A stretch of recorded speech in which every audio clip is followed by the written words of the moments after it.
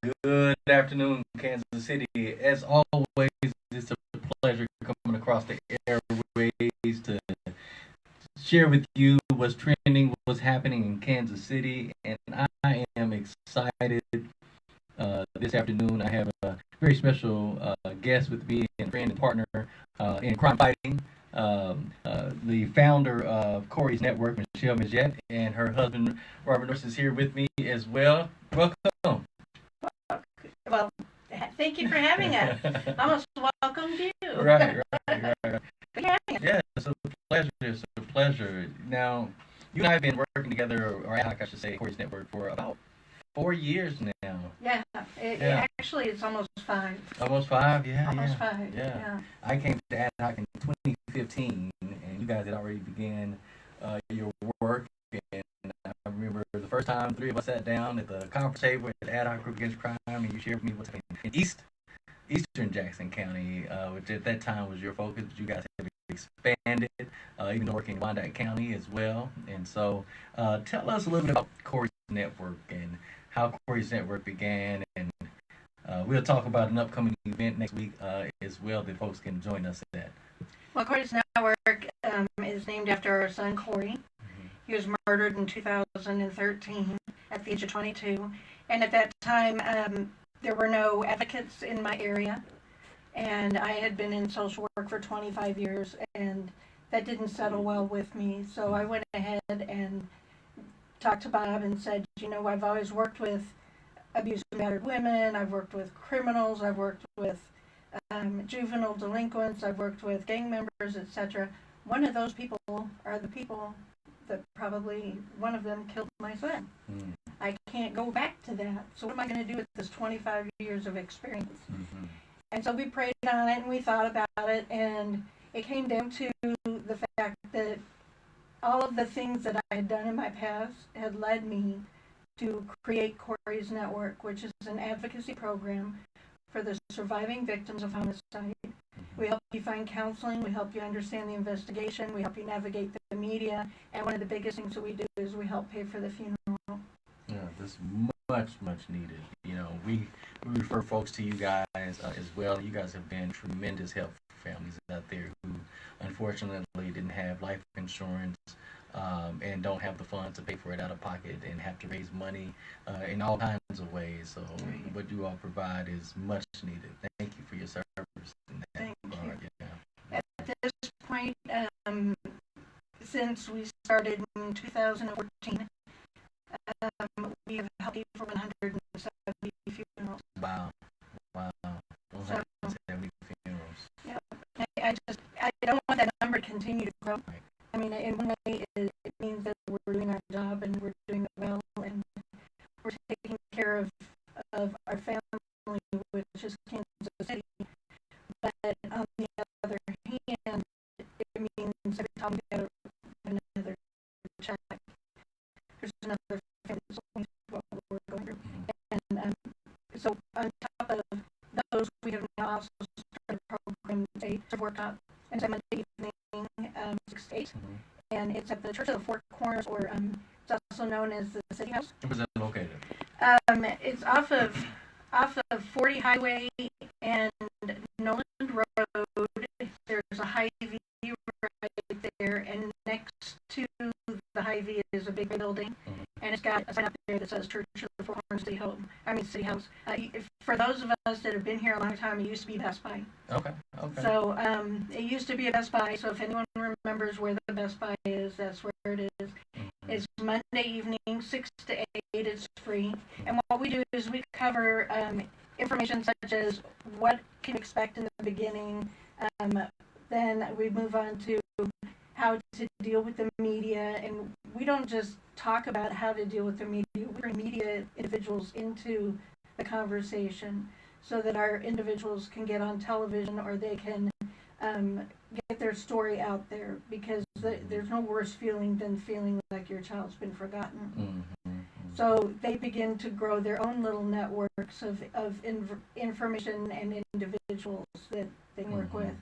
The next one we work with is the investigation. We have the captain one of the captains of police from the Kansas City Police Department has come out for the last 2 rounds of this, and he explains the investigation process and how to best get a hold of your detectives and that type of thing. And then the next one we move on to is court. We have an advocate that comes out that talks to the families and explains what the advocacy program is all about once you get into the court system, but also what court's going to look like for you. Because I wasn't even prepared for it when we went for Corey. And then the last one we talk about moving forward, we have a licensed clinical psychologist that's going to be able to come out and help people understand not how to move on, because there is no moving on from this. They're just moving forward, and that's what he's going to try to do, is help the individuals in the room find their way to move on to other things. We have one family that's come out for 2 rounds of this.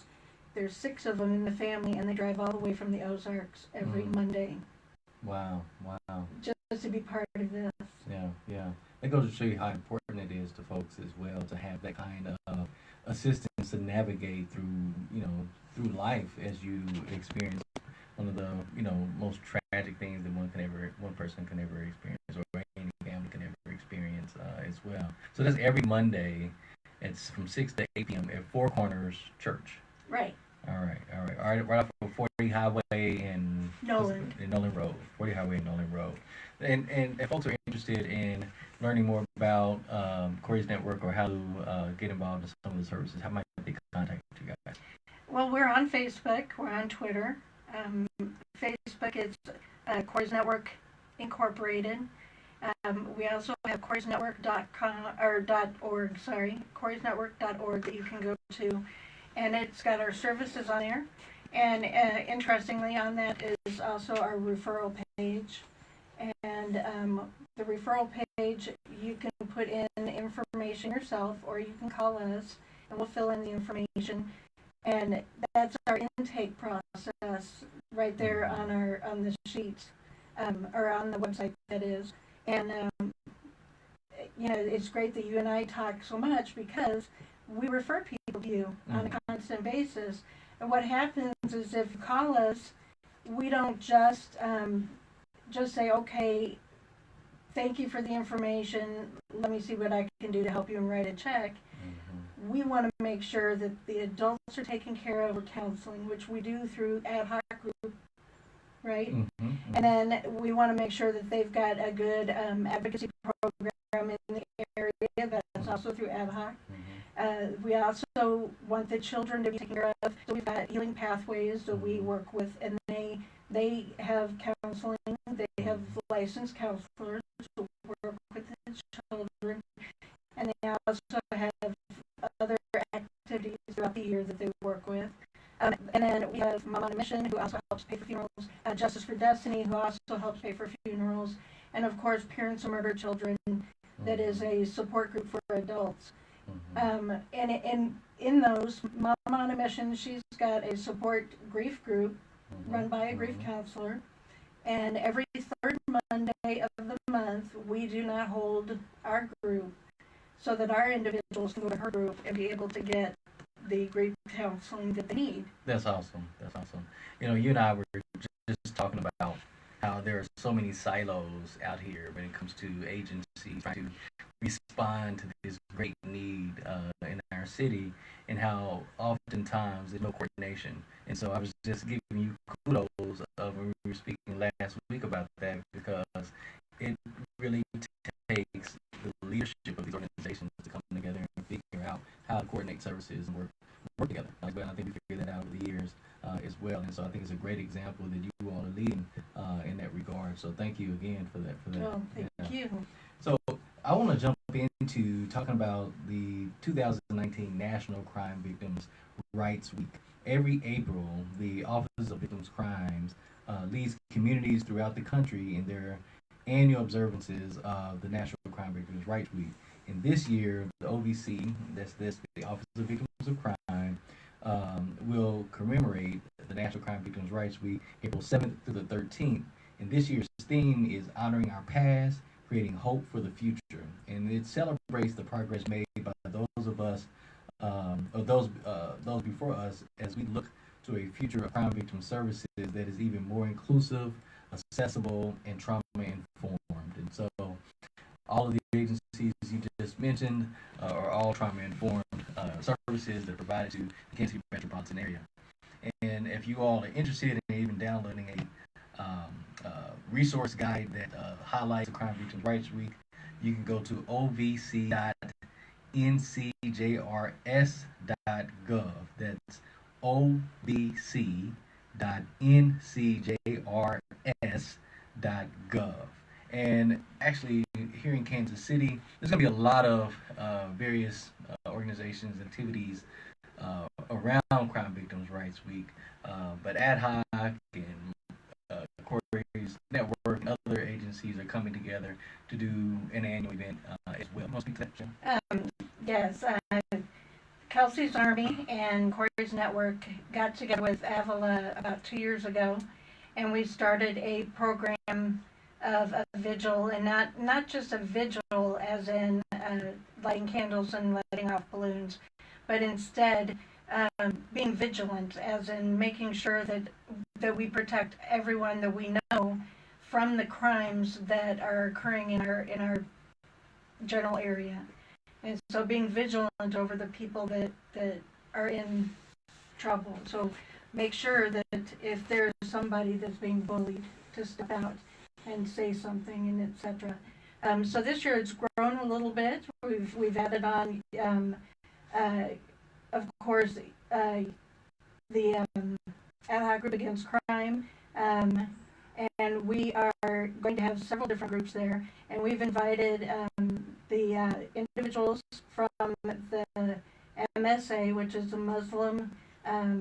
Muslim Student Affairs Program out at UMKC. They can come too, so that they can explain some of the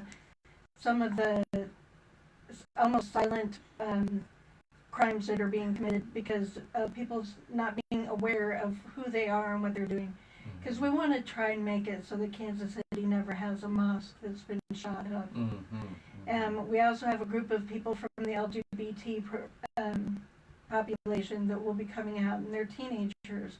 And that's a very sensitive time in their life where they are being bullied and they're committing suicide and they're dropping out of school and those type of things. And so we've got all these people that will be in one place, and we're all saying as a group, we are going to be vigilant. And if we see you sitting on the bus, I'm going to sit beside you. I'm going to step in if I see a bully. Yeah. I believe we have a caller on the line. If you folks are interested and have some questions for us, you can give us a call at 816-576-7400. Caller, are you there? Yes, I'm here. Praise the Lord this afternoon. Hey, good afternoon.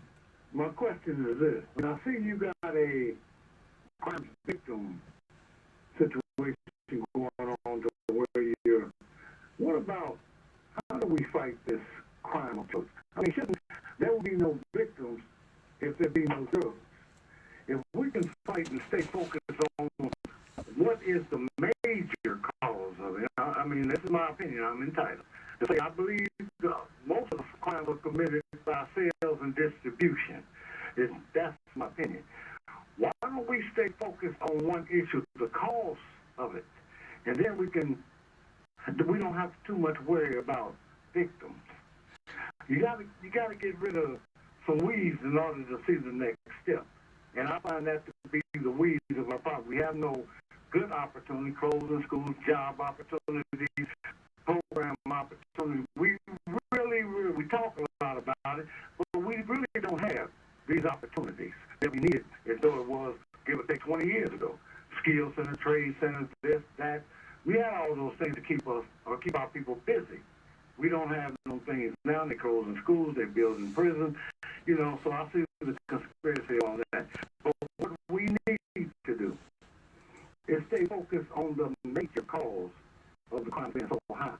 And I'll say again, sales and distribution is the major reason why crime is so high. I'm not debating it. I'm not even discussing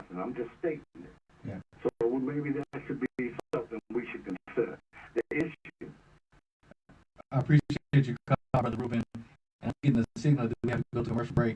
So right after commercial break, I'm going to come back and address what you're talking about. Thank you for your call. Stay tuned.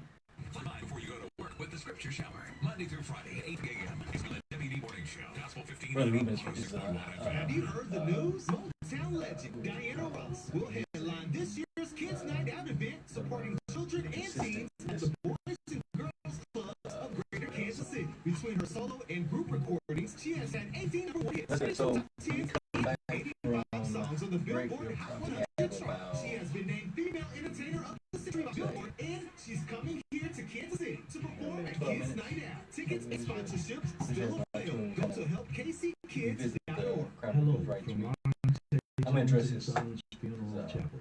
Family owned and operated for 69 years because you have allowed us to operate as a family for 69 years. We thank you. Located in Kansas City, Missouri at 1800 East Glenwood Boulevard, our phone number is 816 Any particular resources in Kansas City. Find us please at just look up 917-823. Carrying on the legacy of Lawrence A. Jones Sr. and Eddie H. Jones. Our family understands and feels the importance of legacies left by your family. Legacies left, legacies kept. Thank you for allowing us to be with you. Lawrence A. Jones and Sons Funeral Chapel is dedicated to those we serve because we care. But it was all on cameras. Everyone was on until the rape and etc. I'm voting for And Melissa then Robinson because she will work to they kept create a plan baking to deal with the potholes and telephone broken company, sidewalks. the cell phone I'm company, voting for Melissa to clean her Robinson because phone. she will create a And plan they to said we deal can't with mental because health and privacy violent rights. crimes in our So now they community. changed the Vote for law Melissa Robinson, a proven leader with a to make proven sure track that record. that happens. And Vote for also, Melissa Corey's Robinson. laws People are that commit to elect Melissa Robinson now for the work at downtown too. So I think he probably seen it on Facebook. And so it's already official. It's already, making a huge difference as far as safety and etc. And that is the whole thing about the vigilance over your community. It's identifying an issue. For us, Corey's clothing was thrown away. So our law is about the correct way to collect clothing, and then it would be put in a metal box and locked until the police tell you whether or not you can throw that clothing away if it's needed for the crime. That was something that you guys could about to Corey.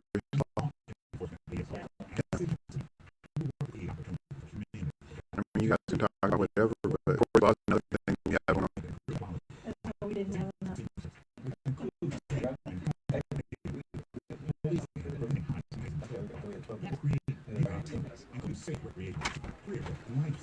Three more minutes. This is election day. Okay. So I'm like, well, let's commercial. Please, we got 3 more to go. Okay. I'm here now. Hello, this is Jermaine Reed, and I'm running for mayor of Kansas City, Missouri. And I'm running for mayor for one reason: to help the people of Kansas City. That will be accomplished by increasing the quality of our education system, supporting families, Yeah. lowering the cost of living, implementing 21st Sly would be mayor. Yeah, he would be mayor again if he could. I'm sure. I want to be the one that begins that process. He likes that spot. Tuesday, April 2nd. Paid for by Reed for Mayor, Bianca. You know, sometimes